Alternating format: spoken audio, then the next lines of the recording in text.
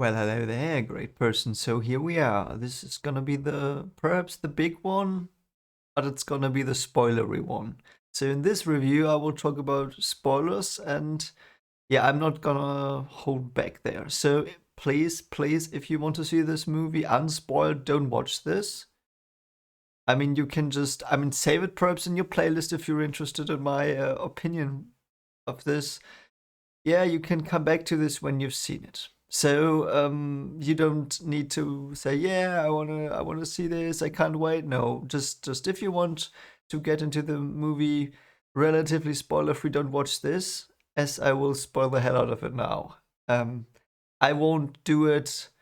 Yeah, I've thought about it. And I've decided I will do when it's out and when I can do it. I will do a analysis of every scene, perhaps 5 minutes a week or something like that. I will do that because I can't. I first thought I would go through some basic questions of yours, and then perhaps do recount the movie and tell you everything there is. I will not do that because that would probably be very long, spoil the fun too much, and it would probably not be that fun to watch me rambling for 2 or 3 hours. And yeah, so that's the plan is now. I will answer some questions here that were given to me, and then I will tell you some things that I want to tell you. And yeah, I will not hold back on spoilers. And the spoilers will be for those of you who've read the book. It will be like I will tell you it was in the book like this, and in the movie it's like this, and this is what I thought. And I will also talk about things that were not in the book, which is not that many. It's not that many, but yeah. So rambled enough.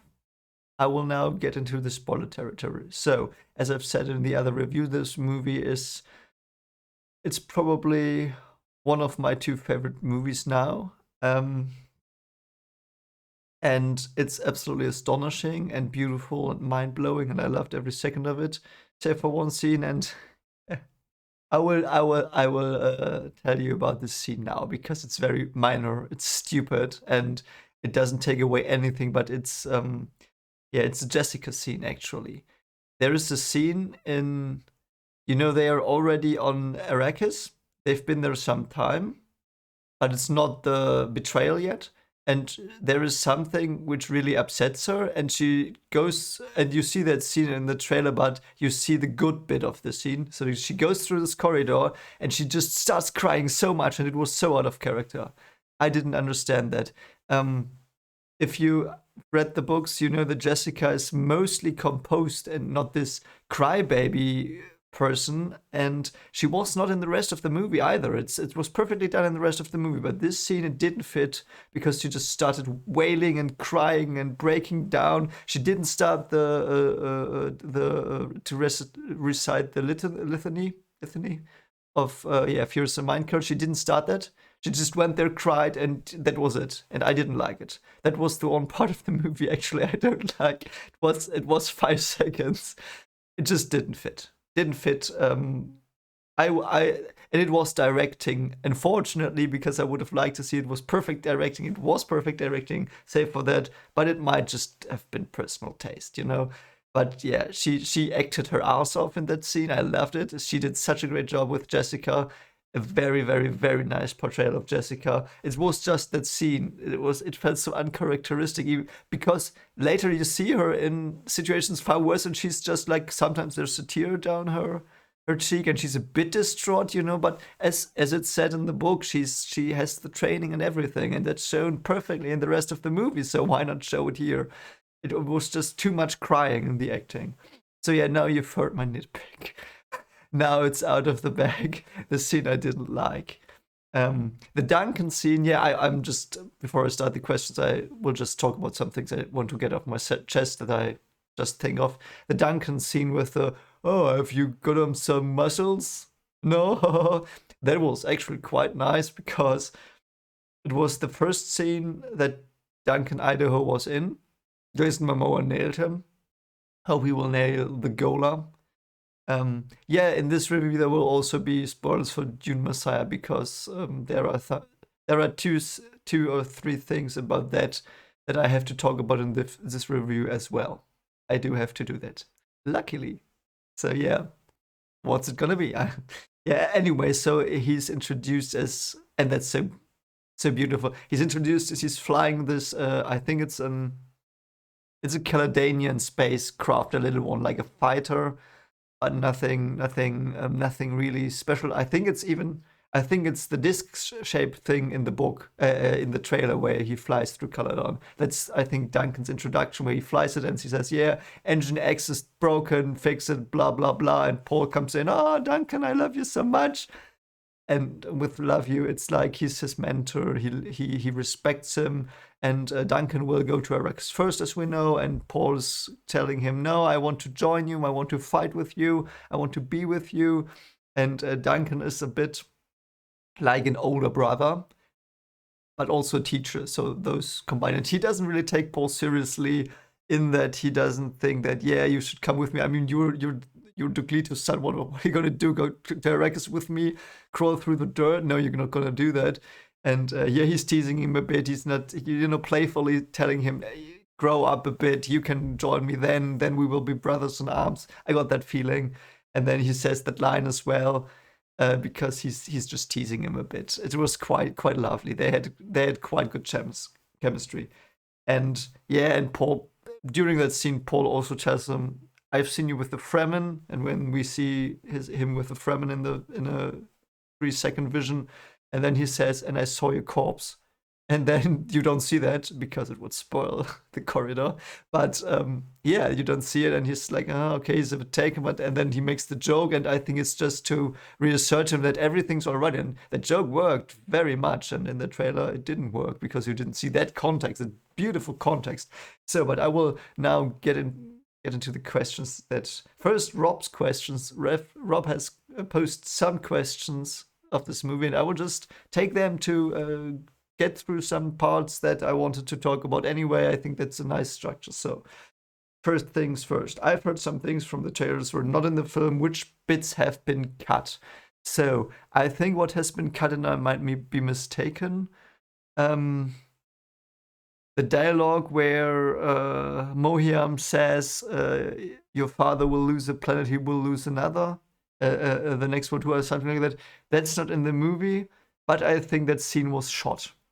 But it was probably around the Gom Jabbar scene or the scene after that. I will get to that later.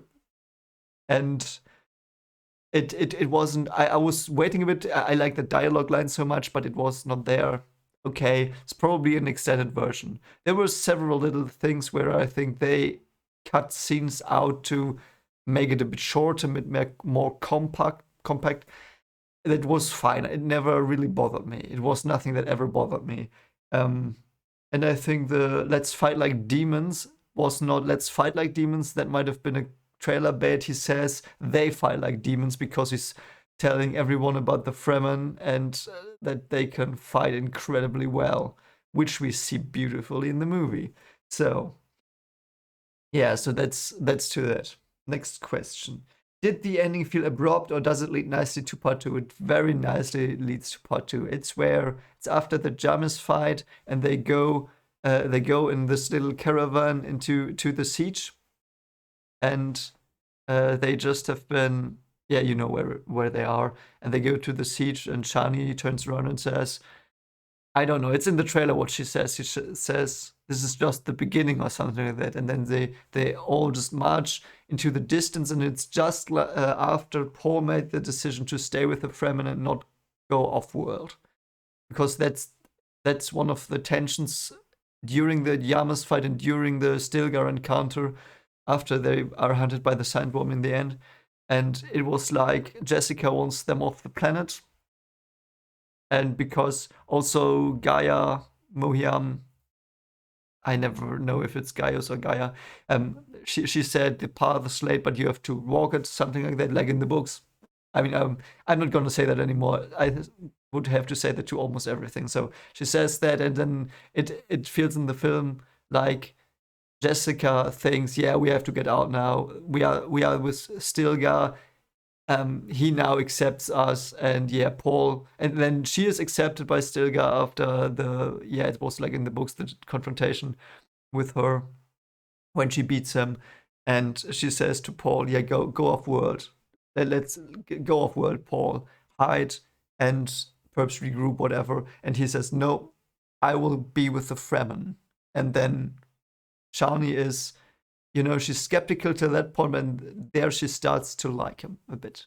I mean, she falls in love with him quite quickly, which is, yeah, I mean, he's the strongest guy there. So yeah, I mean, from Fremen point perspective, that's quite something. So yeah, to be the strongest Fremen, you have to be quite a badass, and Paul is a badass. So and then yeah, they go, and they are now with the Fremen, and that's so. This movie is like preparing the journey, or no, it's not. I'm sorry. It is the journey of Paul and Jessica to the Fremen, to become Fremen. And they are not fully Fremen yet because the Water of Life has not yet happened. I think that will be in the next movie. They've teased it a bit twice with two things. And those things were the vision you see in the trailer, where she's sitting with blue eyes, Jessica, and she's the Reverend Mother. And it's they show Alia once, the baby version of Alia, because I think the little child version is not yet cast, but they show baby Alia in a vision. So they're not fully incorporated, but yeah, so they go there.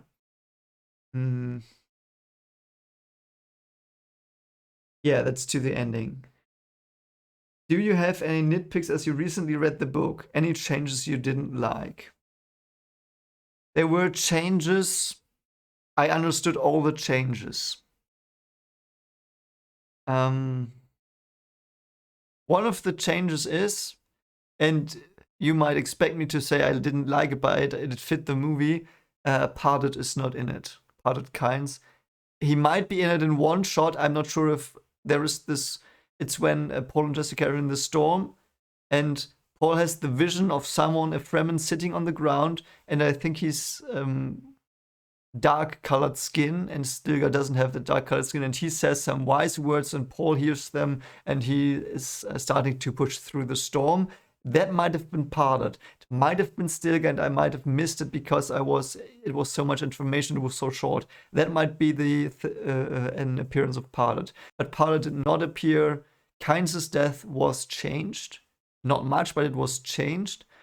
And I suspect, yeah, it was a badass death. Like this cool badass death she got. It was not like she just was on the ground and no. It was a more badass death, and they used it well, and Duncan's death is, I mean, 5 minutes earlier, not even 5 minutes earlier. So I think they chose this because Duncan's death is so incredibly emotional. I cried really hard. It was beautifully done. And then her death came, and her death was a contrast to that because and that's Suku. So I will know death scene of Kynes. So so Kynes is a bit more distant in the movie than in the books, I think, but she seems to have good reasons because she's with the Fremen and she doesn't want to make Shaddam mad.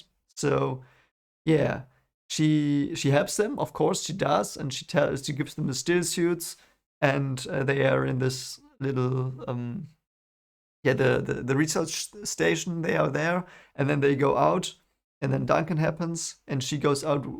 I think she goes to another place, and she wants to alert the Fremen and tell them that they are coming. And then she goes into the desert, and the Sardaukar are behind her, but you don't see it. So you see Kynes, and she's getting her worm hooks ready, actually. And she puts down the thumper. She calls the worm, but then suddenly she stepped from the back through her still suit, so the water is pouring out.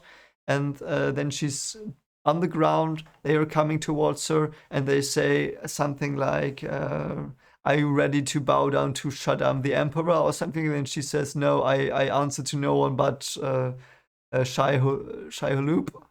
I'm sorry, I can't pronounce it good, the worm. And then they say, what? And then the worm eats them all of them, to Sardaukar and her. So she goes out with a bang in that regards. She kills them by worm eating. It was quite good. It was a good scene. It was not sad. I was not sad. I was just thinking, yeah, you go, girl, you go out as a badass. I like that. Duncan was incredibly sad. I will talk about that later. But Duncan, Idaho, they fleshed him out a lot more than in the books by Show Don't Tell. And I talked about it in the spoiler-free review. Duncan has some of the best Show Don't Tell scenes I've ever seen. And it's like I was thinking so much about Star Wars there. Not content-wise, but the scene where Luke talks to, who is it, Antilles? I'm not sure, in New Hope, and they say, yeah, we have to hit the exhaust pipe of the Death Star, and Luke says, and they say it's not possible, and Luke says, oh, it's not so bad. I've hit wombat rats from I don't know what distance, and they're not bigger than that, and it's a nice attempt to show don't tell. Duncan, they tell you he's a good fighter pilot because, yeah, he is, because Paul says it twice, I think, but they show it twice. The first time they show it, I already said, they show him do the glider and he says, yeah, it's broken, stuff like this, so he's knowledgeable. And when the Harkonnen and the Sardaukar attack the base on Arrakeen, the temple where they reside, he has such an epic flight sequence where you just get him see pilot an ornithopter to Jesus. That was very nicely done. And after that, no one will say he can't pilot. He's not the best pilot we know in the movies. He's so good, so good. And yeah. Anymore. Oh yeah, and the parted part. Yes, parted kinds was cut, but the frame and dream was alluded to several times. Twice. It was alluded to twice. It was once when Paul has started to become the Kwisatz Haderach. I mean, the visions get more and more, and he goes to Kynes and he says, "I know about your dream," and she's smitten. And what are you talking about? And there's a shot in the research station where there is this greenery, and you see the green that the Fremen tried to plant. Oh yeah, and there's something like a hologram in the beginning when Paul learns about Arrakis, and it's like a hologram projector, and he sees some plants that they plant, I think. I might have misread that one, though. Yeah, but it was nothing where I have to say it was better in the book. Most things were equally good, but in different ways, because one is visual, one you have to think up for yourself. And in the book, there was more dialogue, but I think 90% of the dialogue in the movie is probably in the books. That's not the other way around. Okay. Are there any scenes from the book that weren't included that upset you or took away from the narrative will upset viewers? No, I don't think so. I don't think so. No. No. As I said, I suspect there might be an extended cut because you don't feel it, but if you know the book, they could have done like a 1 minute scene that is cut in between in a longer scene. I would love to see them one day. If I don't see them, it's okay because the movie flows very good without them, and there's nothing I really missed. Yeah, changes also. I saw that in another video. I don't know from whom. I'm sorry.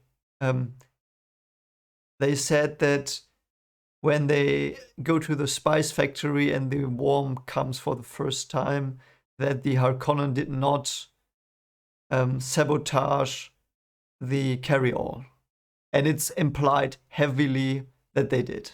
So it's like in the book. Yeah.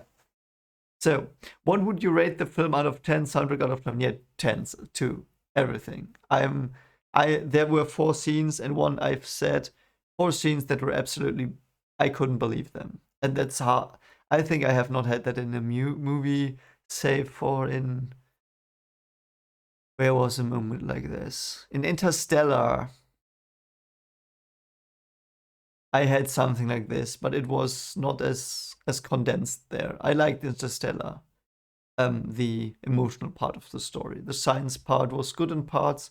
Some parts didn't make sense, but I mean, it was a very nice movie. I enjoyed it. Was a good movie. But yeah, so Yeah, there were scenes where I would have said, yeah, those scenes they they have they have shown me everything I need to know to give it a 10. And the music was used incredibly, and there were two of these scenes had so many things improved by the music as well. They were already perfect, and the music made them better. I will talk about the scenes later. I'm just gonna drag it out a bit. I'm sorry, I have to. It's a bit fun. Don't hate me for it. Um, I believe somewhere you said your favorite film was Inception. How does this compare? Inception is not my favorite film, but it was for a long time the best film I knew.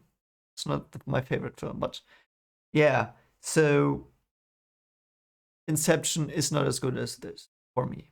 That is personal opinion, of course, but for me, this one was such a treat, such an immersive experience, and yeah, there was more emotion in this than in Inception, and in Inception it had more mystery, but it's perhaps because I read the books.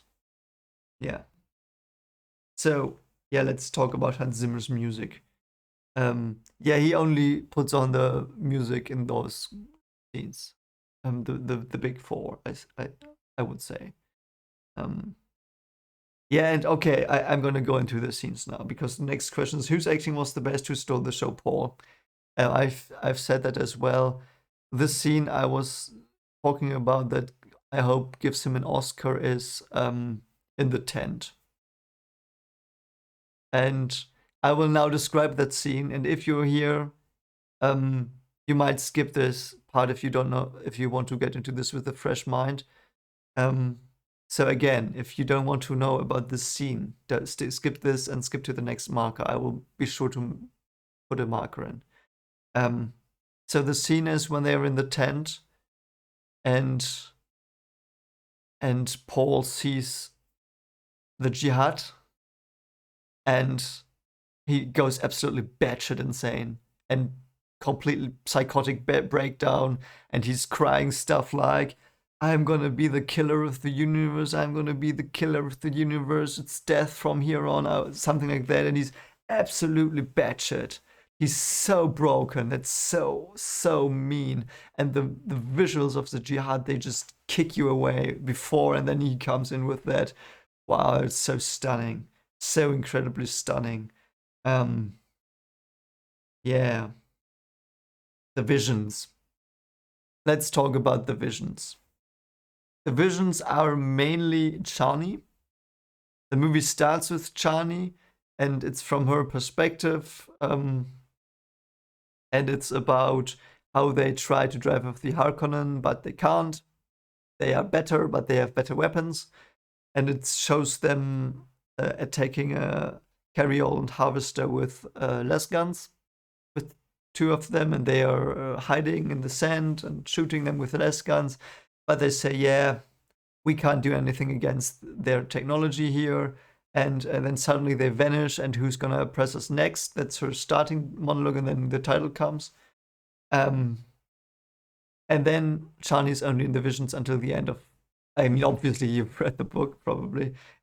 She's not in the movie until the last 15 minutes, perhaps. But it builds up really nicely. So you see her in a dream, and she's in a dream, in a dream. You see her once in when he goes.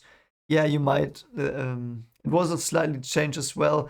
Paul and Gurney go down to evacuate the harvesting factory to help them guide them to the Thopters, and the maker just makes this dust cloud appear, and it's or it might even be a part of the carryall that falls down, and there's this dust cloud emerging there, a little one, and Paul got swept in by it, and through that he inhales a lot of spice, starts getting a vision, the first real spice vision he gets, and Chani's in that vision again.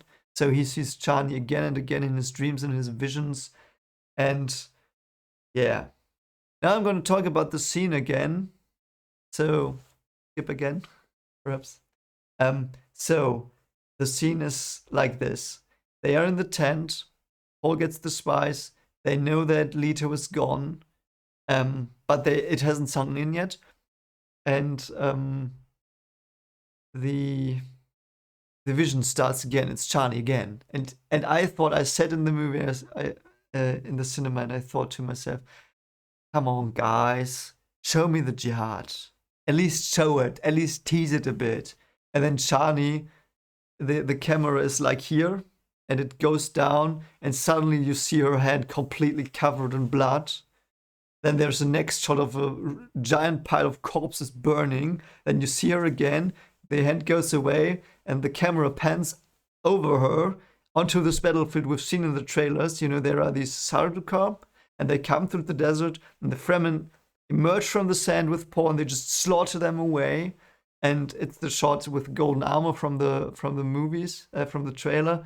And then you see again the blood on her hand, blood everywhere. You see Caladan, and you see the jihad forces on Caladan, and it's the shot of from the trailer as well as in the trailer. It's where the spaceship is open, and in that opening there stands Paul with Chani, and they look so different, so emotionless and harsh and hard, completely different from what you've seen from them before in the movie.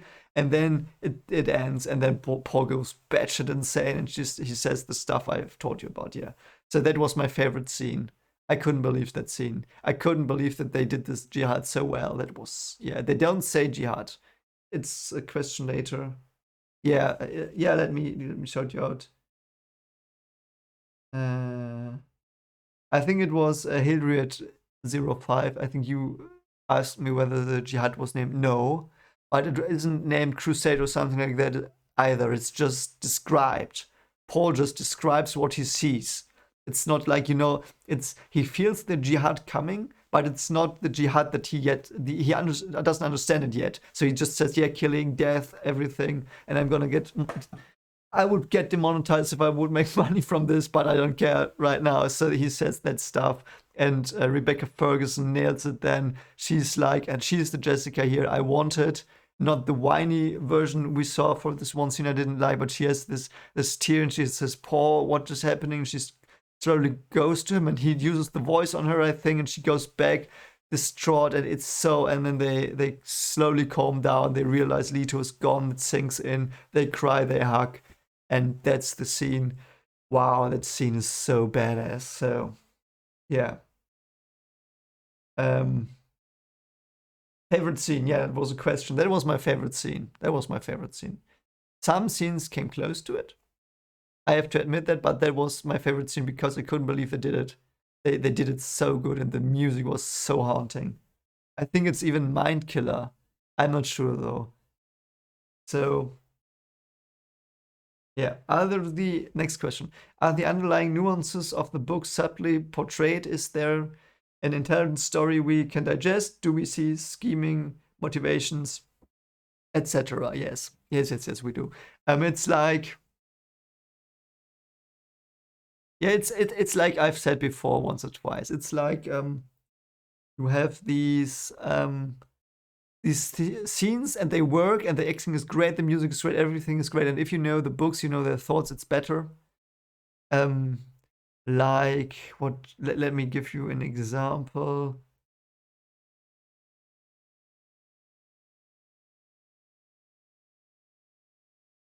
Yeah, I will. It's because it's in the question. I will answer that question with that. Um, the scene with the Gomja is also one of the scenes that I almost think is on par with the jihad scene. If you're worried about the Gomja Bar scene, don't be. And you know who nails that scene? Rebecca Ferguson nails that scene, and you wouldn't believe it. But that was one of the things with the nuance. It's because you have only met the characters just now in that time in the movie, and there was, you know, the beginning is, the first thing is Paul and Jessica are having a breakfast, and she tells him, yeah, use the voice on me, and she can't, he's learning, you know, they see him struggle, which I like. And then it's fairly quickly that the Bene Gesserit come, and the Bene Gesserit make yeah, they go to Jessica, and it's, yeah, the music, and that is absolutely perfect. And it's it's the song of the sisters, if you want to listen to it on the track, when they land in the darkness and the rain, and they come out of the spaceship with the eerie music. and they come, and Jessica is completely distraught.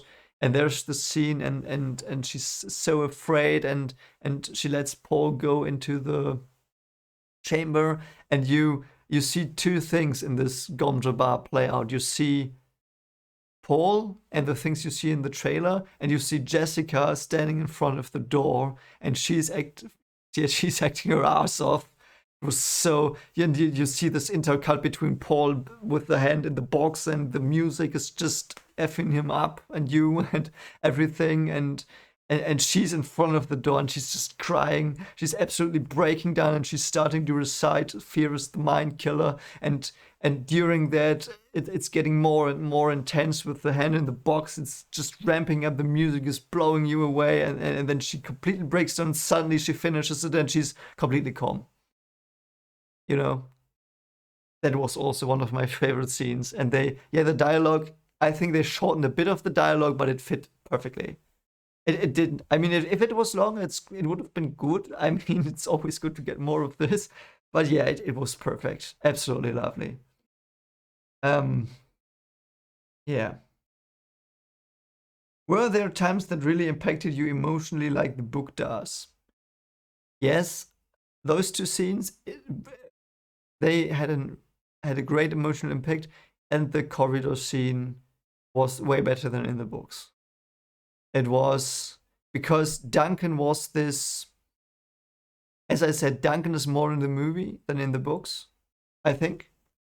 I mean, I've read them just now for the first time, the first one, and I might be mistaken, but I think it's more Duncan. So, yeah, we've got the piloting scene, and he's some more times with Paul, and sometimes with Gurney, and they have some fun um, on Arrakis, talking, making some jokes that are working, and yeah, then the attack happens, and Duncan is in his bed, and he wakes up, and he goes through the corridor. He hands two people.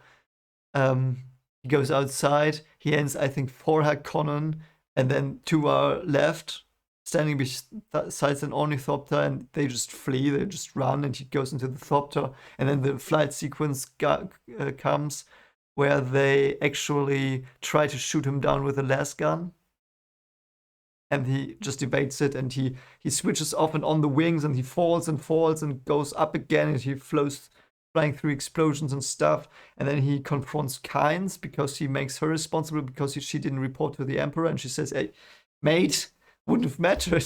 It was his plan." So, and yeah, and then they go to this research station with Duncan, and they talk again, and Duncan is Paul's friend, and you know that.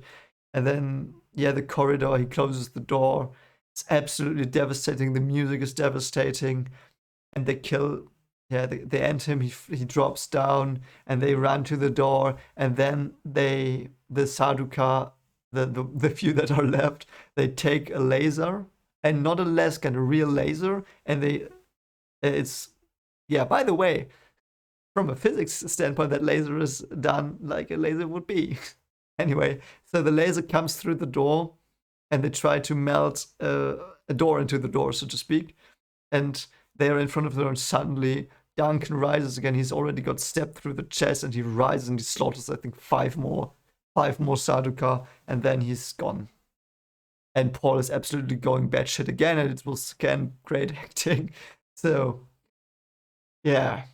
And the Jamis scene was also done so well, and emotionally it was exactly what I wanted from the books, from the 1984 version, where it was incredibly bad, and here it was like exactly like in the books, and even my favorite line is in it, and it's a line here. It's not like they're not mumbling it. It's like Jamis says, "Yeah, Jessica's not my leader. I want to challenge her," and they say, "Nope, can't do that. She's holy because she's Bene Gesserit." I think I might have missed that, but it's something like that. And then, yeah, do you have a champion? Yeah, Paul is the champion. And yeah, so they fight, and Paul, and in the book it's like Paul um Paul is overpowering him so badly, and they did it beautifully in the movie because they fight, and Paul has the knife on his throat, and then And then he takes it away in the fight again, and he's got the knife in the throat again, and he kicks Paul down, and Paul rolls away, does his stuff because it's quick and he's good at fighting, and he's got the knife again. And then Silga is like, it's playing with him. And that acting, wow, the Stilgar, yeah. I know, I don't recall the name of the actor. I'm sorry, you know who it is. He's quite famous. And his acting was, yeah, I will get to him later. But yeah, that was so great. And then Jessica's like, he's never killed before. And then Paul has to decide. And he saw a vision before where Paul died. And yeah, so he knows what to do. He's got Chani's knife, his Chinese Chris knife that she gave him to, yeah. And then he ends Jarmus. Yeah, it was very well done. It was exactly like in the book, not a short fight. It was relatively short, but it's not like, yeah, I beat you. So.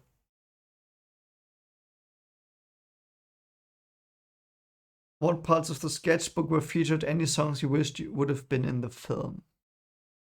It was all featured, I think. Perhaps one or two repeats of a theme were not featured, but everything I think was featured. I think, yeah. Do you see Gurney play the belly set? No. I might have missed it, but I don't think so. I think I would have noticed. If I did not notice it and it is in the movie and you find it out, yeah, you can shout at me later. But I don't think he does. I think that's one of those scenes where I think they cut it. Or he might play it. I mean, he has said some of his poetry lines in the meeting, in the war meeting. But I think they might make him do that in the next movie. And yeah, the last we see of Gurney is he just charges at, I don't know, 30 Sardaukar with his troops. And yeah, that's the last we see of him. Oh, and by the way, I think that's something I really found quite profound. It's all also to the subtlety, and it's also one of those things that a non-book reader might not get, but it's nice symbolism perhaps for them, but for us it's great. The bull and the portrait of Leto's father are very prominently featured in the film. And they connect them, so Denise connects them very closely to Leto as well. So we are getting told that Leto's father was ended by a bull, but then there are some scenes. So we see the bull head, we see the painting of the father, we see them pack it in when they go to Arrakis, we see the bull again, we see Paul look at the little toy of the bull and his great-grandfather, and when the Duke is captured and brought before the Baron, the bull is there as well to humiliate him. So they use that theme incredibly heavily, and if you don't know what it really means, you don't get that, I think. It's just symbolism for his father's death, but we know it's more. It's, I mean, it is that, but it's also like the failing of the rulers of the Atreides before, because in contrast to Paul, who will succeed in ruling, at least for the movie, and perhaps in the future. No, but yeah, we know what happens. Yeah. Do they use the word jihad in the film? I've answered that they don't, but they don't use crusade or holy war either. Also, the controversy in Faithful, yeah, I've talked about it. Yeah, it's you will love it. I think you all will love it. I did.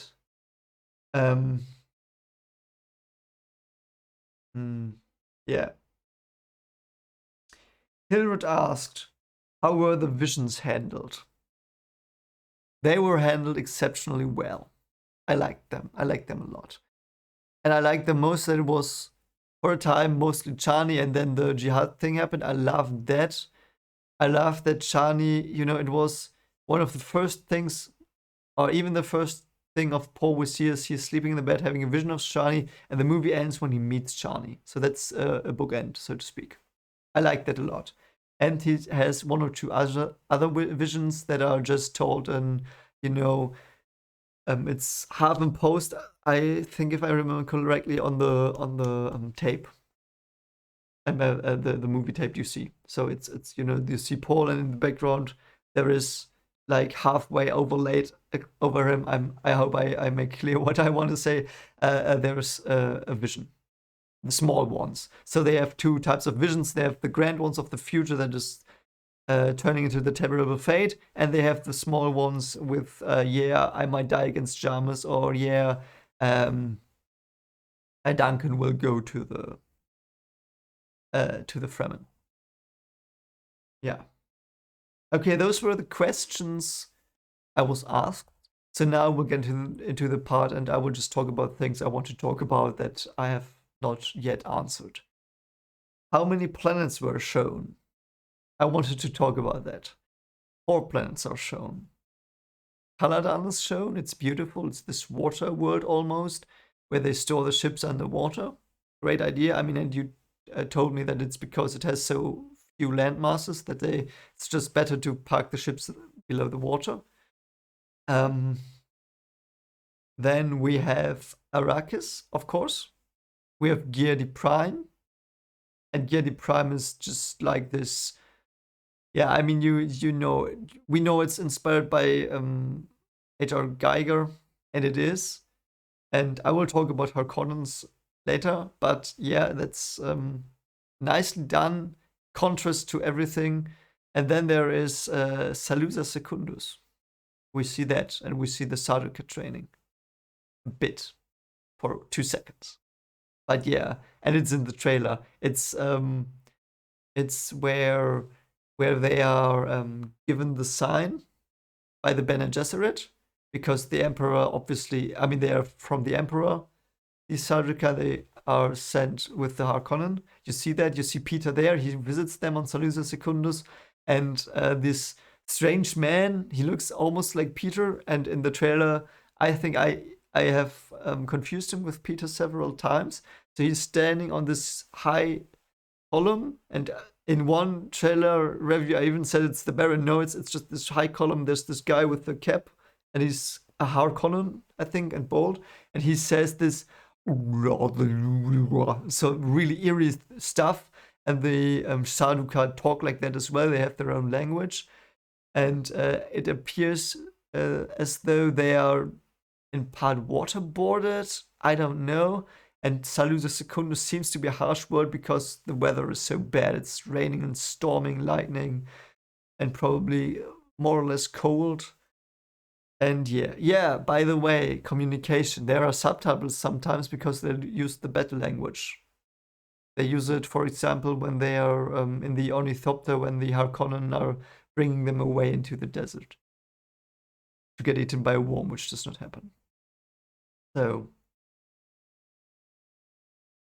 let's talk about Leto, perhaps. Leto was greatly acted. There was this scene where he talked to Paul, and you've seen, if you saw the trailers, you can puzzle the scene together, so to speak.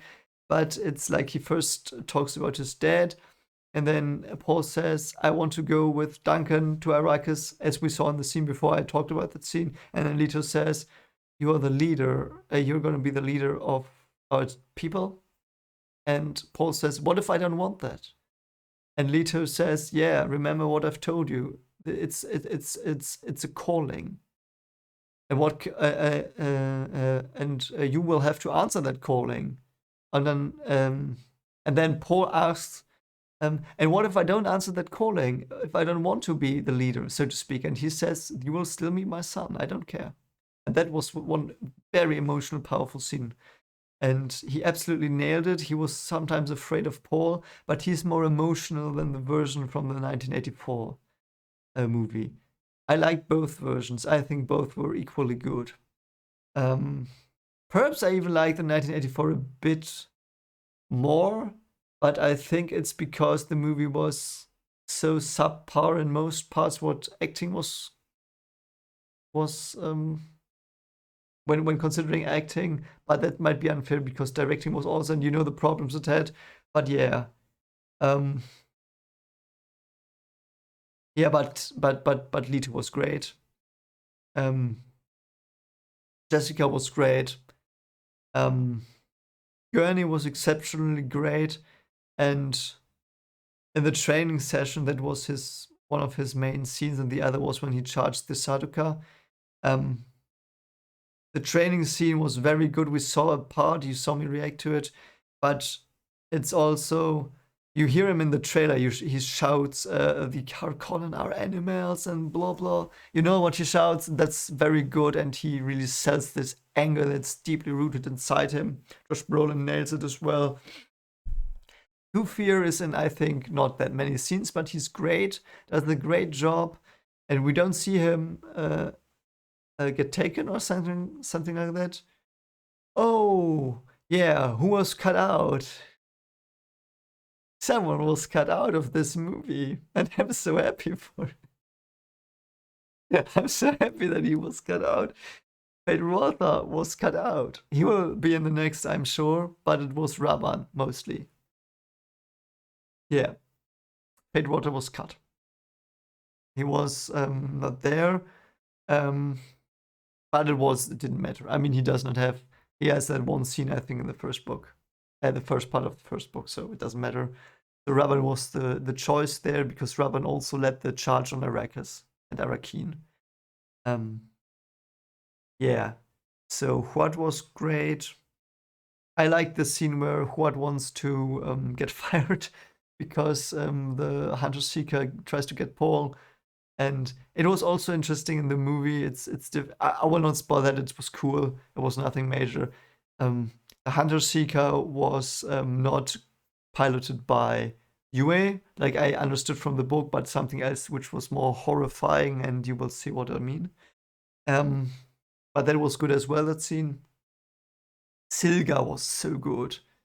The scene where he comes in, so Duncan brings him in to negotiate with Leto and the Atreides, and they do the spit thing. That is well done. That is very well done, and the actor is like, "Yeah, I don't care for you. Leave me in peace." And he nails it. He's got this I don't give AF manner, and he's greatly cast, greatly acted. Chani is also good, but you don't see a lot of her. You see her in perhaps, if you don't count the visions, she's perhaps in 3 scenes maximum in the end. So they are saving her for the next movie.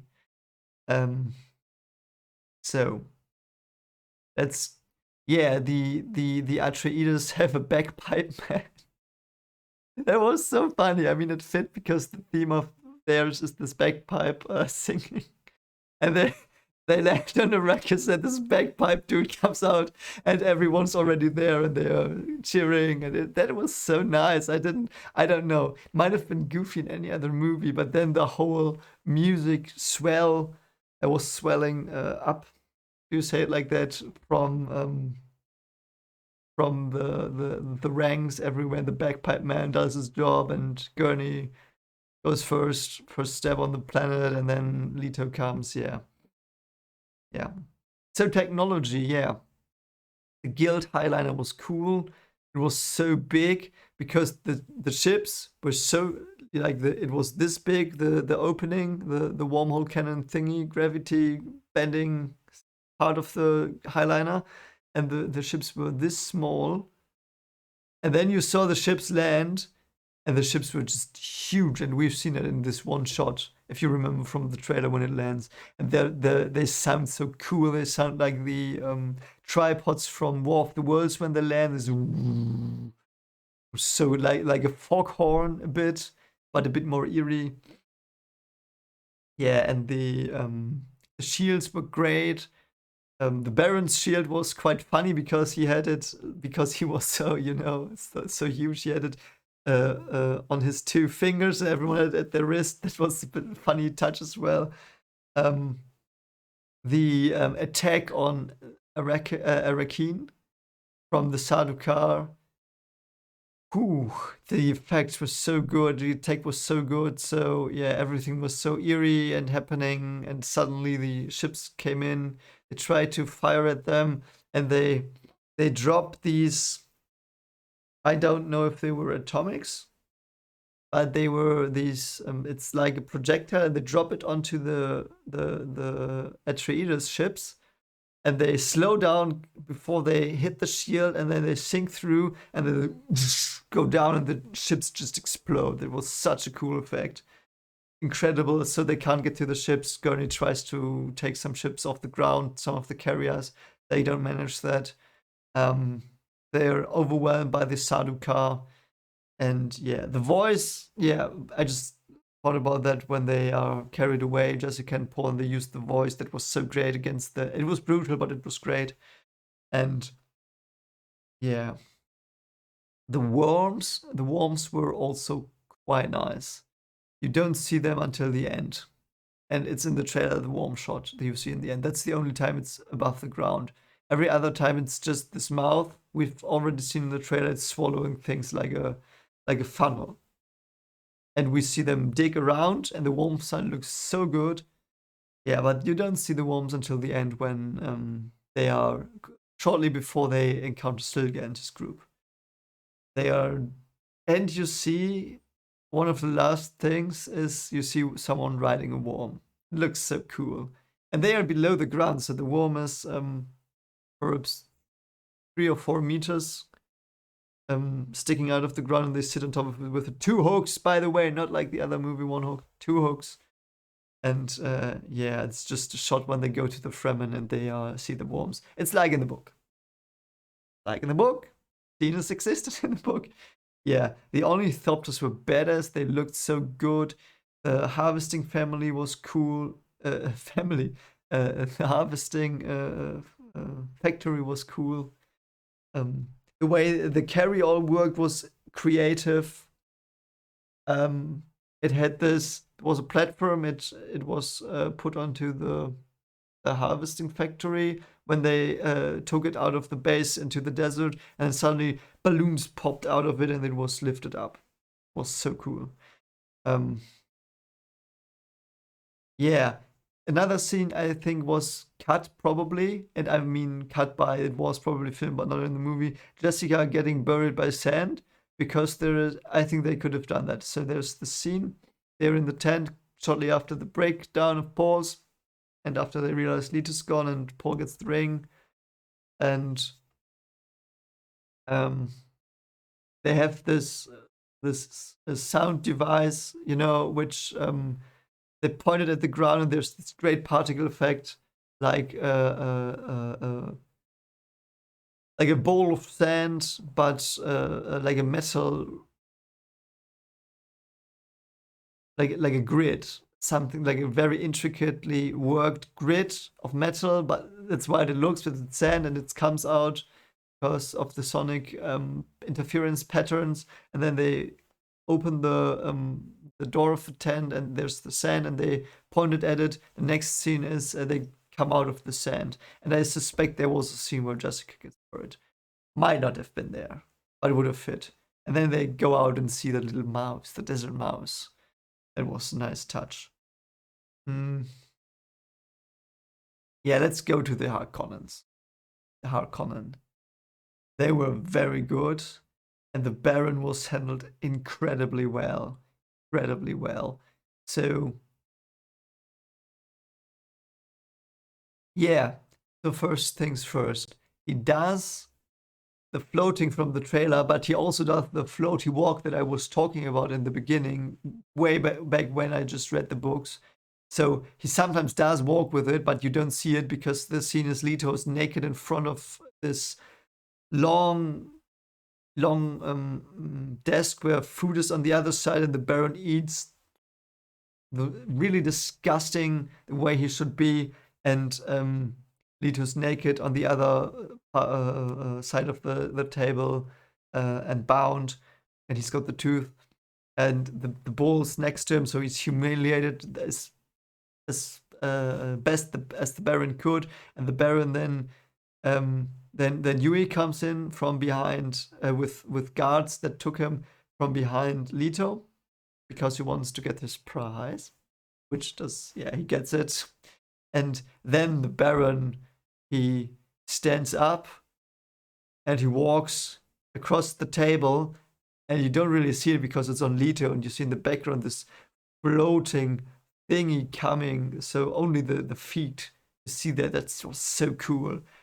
And the Baron is introduced carefully and not there he is. So the first time we see him, it's in a in a steam bath, is it called that? So, or in a sauna? Sauna. I'm sorry, I don't have the word. This this room where you go and there's this steam that makes you healthy and makes you sweat. So he's in there, and you don't really see him a lot, and you only see the lights because the suspensor belts are implanted into him, not fastened around him, as far as I could tell. Nice, interesting thing, and yeah, that's the first time we see him. The second time we see him is when Mohiam and Peter and Raban and the Baron talk, because yeah, Mohiam tells him, "Hey, you go back to Arrakis. The Emperor wants you to."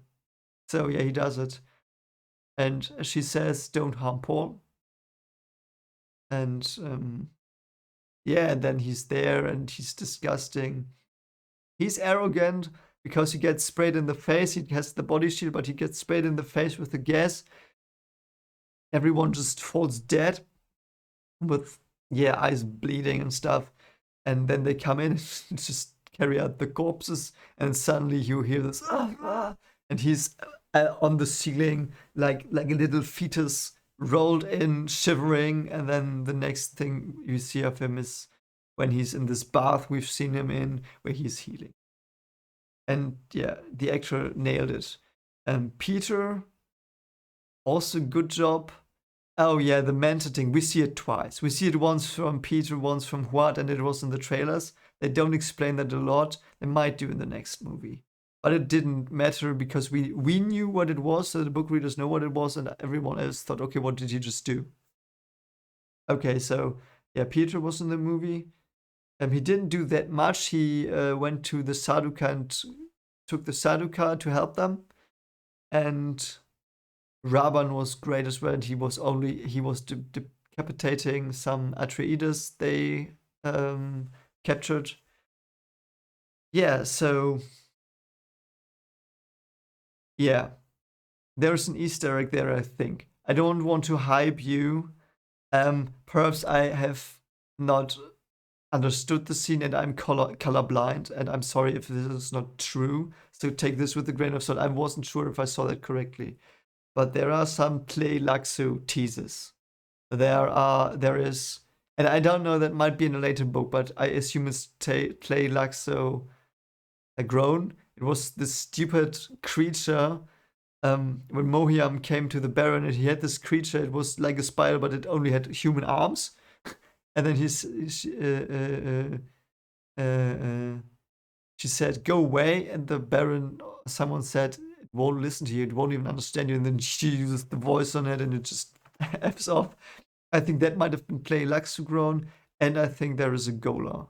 There is a Gola woman, I think, because her eyes were like really dark and black. It might have been a really dark metal, and she was Harkonnen. She was preparing the bath for the Baron, the medicinal bath, which helped him recover. Which also would make sense if it was Play Laxu. So I think they were in there. I think they were in there. Did I want to talk about something else? Was there something I missed? I will just skip through the movie in my head. Yeah, something else. The Fremen. There is this scene, the Fremen. Yeah, the Fremen. It's also showed and tell. You can see them just clown on this Saduka. They just clown on them. It is a scene, so it's so cool. So it's in the research station. So here are these. I think there are seven Fremen. They sit there in this like cylindric building, and they are cooking the spice on this little heater, and they are saying, "Yeah, is he really the chosen one?" Whatever. And then one looks, and then the Saduka coming in. One looks back, and then you see the top of this cylindric building, and there's this the Saduka, and he descends, and suddenly behind him, I think 20 Saduka descend, and the shot goes back to the guy that should be there, and it's just this heater, this camping heater. I don't know how it's called. It's just lying there. No one's there. and then come, and suddenly everyone comes out of the ground. They just end them. That was so badass. Was so badass. Um, yeah, the Fremen walk was nice. The Fremen really felt like a desert force. And this desert power thing is brought up twice as well, and I think it's also almost the end of the movie when Paul decides to go with the Fremen. He says again, it's desert power. Um, yeah, yeah. So I think that's gonna be my spoiler-free review. My spoiler review. I'm sorry. Yeah, 1 hour is fine. I don't want to drag this out for too long. I will do a scene by scene analysis. If ask in the comments if you have other questions that I might have not addressed here. I tried to give you not too much spoilers. It was quite spoiler heavy here. But yeah, I mean, if you're still here, please consider liking and subscribing. I do more Dune content. I also do some horror stuff and some Bleach stuff down the line. Yeah. For those of you who are wondering, I will do the 100 subscriber video tomorrow. I just have so much on my hands with the Dune movie today. Yeah, I know we're almost at 140 now. You guys are so mad. Mad lads. But yeah, thank you for that. I hope you're interested. And yeah, I do some science reactions too. So anyway, wasn't as long as I had feared. So hope you enjoy it. Give me your thoughts if you've seen it and if you've not seen it. I hope this helped a bit. I hope it got you more hyped. And again, if you have questions, put them in the comments. I hope I answered everything. And yeah, see you around. Bye.